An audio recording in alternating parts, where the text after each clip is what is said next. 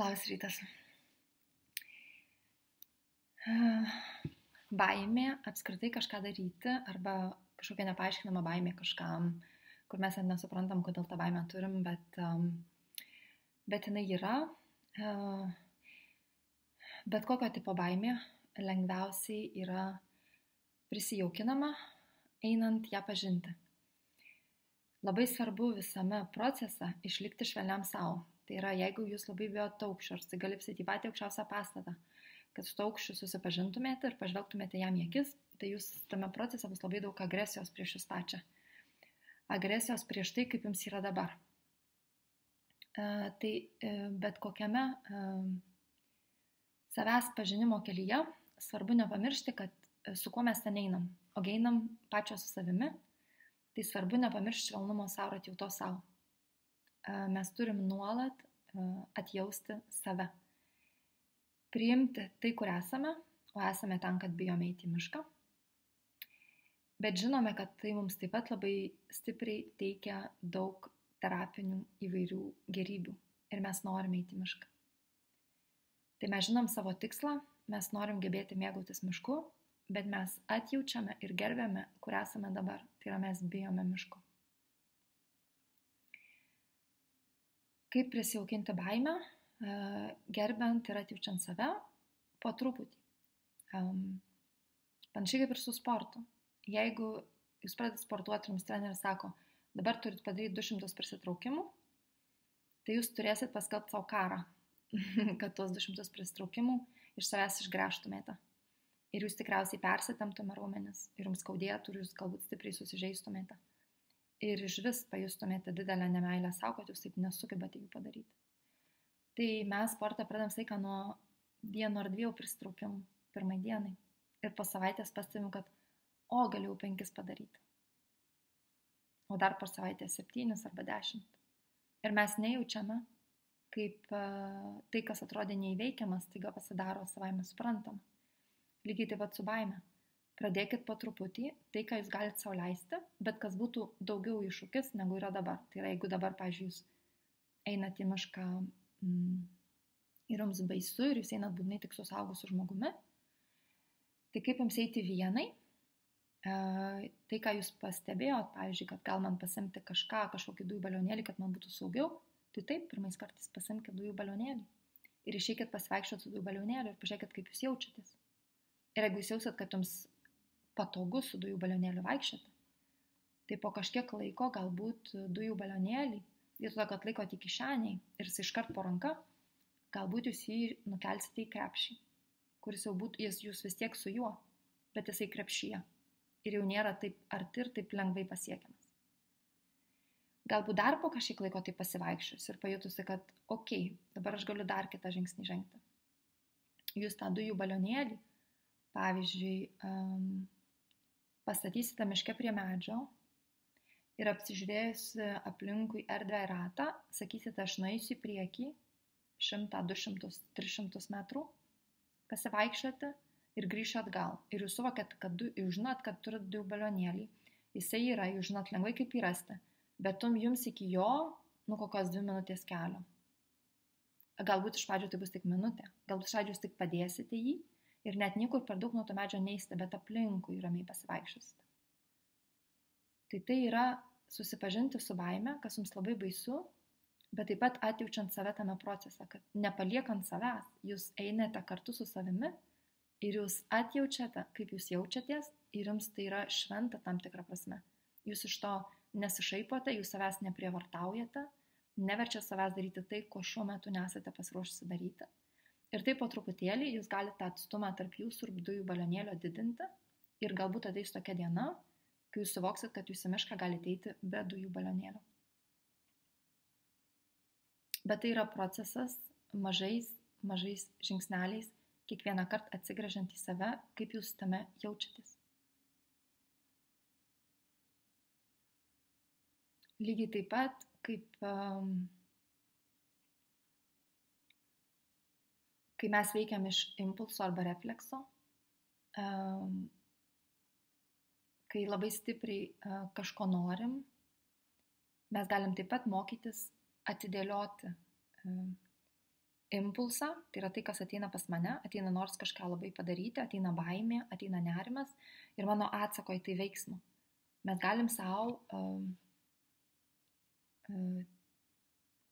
taip, kad save apgautumėm tame procese, kad sumažintumėm pasipriešinimą, mes galim savo pasakyti, okei, aš paklūsiu impulsui po 2 minučių. Tai, pavyzdžiui, jūs galite ateit prie miško krašto,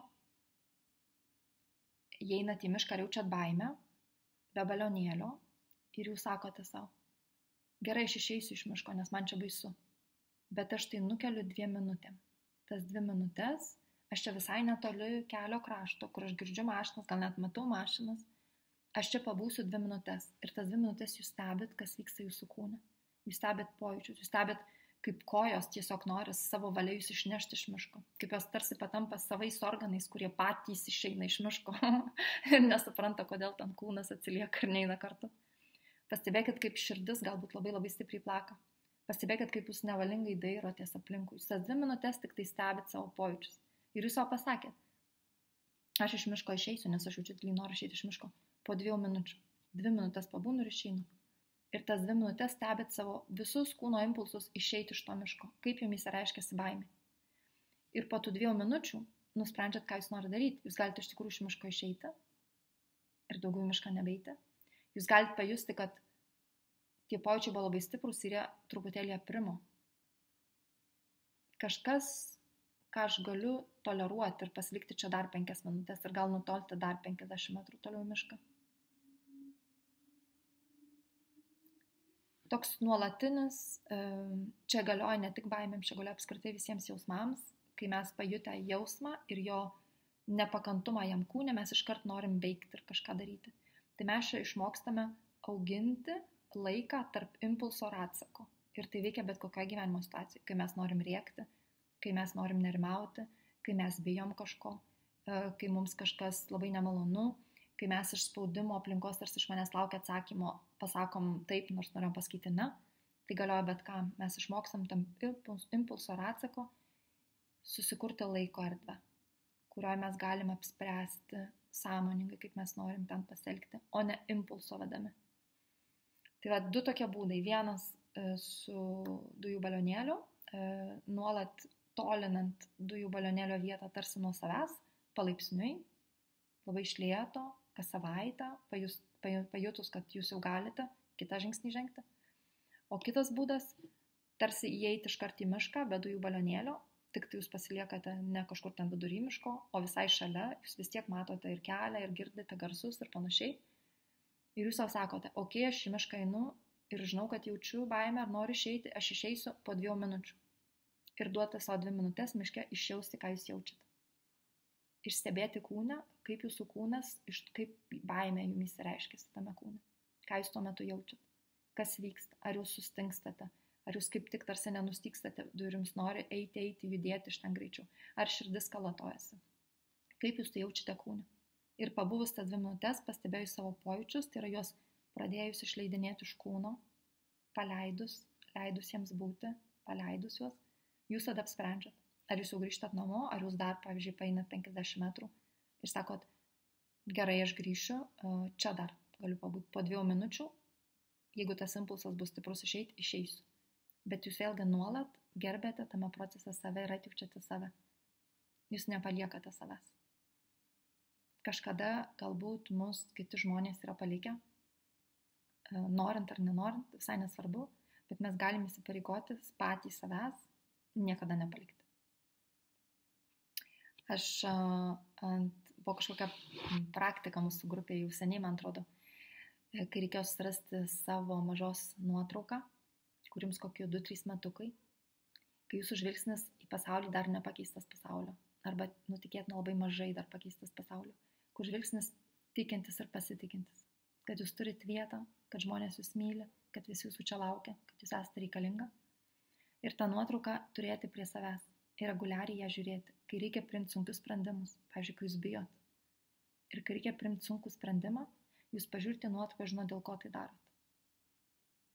Neįmanoma nepasijausti suaugusi ir stipresnė, žvelgiant į mažai mergaitį akis. Aš kiekvieną kartą, kai žiūriu į save ir suvokiu, kad, o Renata, Aš žinau, dėl ko aš darau šitą sprendimą. Aš žinau, dėl ko aš priimu šitą sprendimą. Aš žiūriu ją į akis, tai Renatai, ir aš viduje taip tvirtai jaučiuosi, kad aš žinau, kad niekas manęs nenustums nuo šitos mažos mergaitės. Aš už ją pastovėsiu, tikrai, prieš visus ir viską.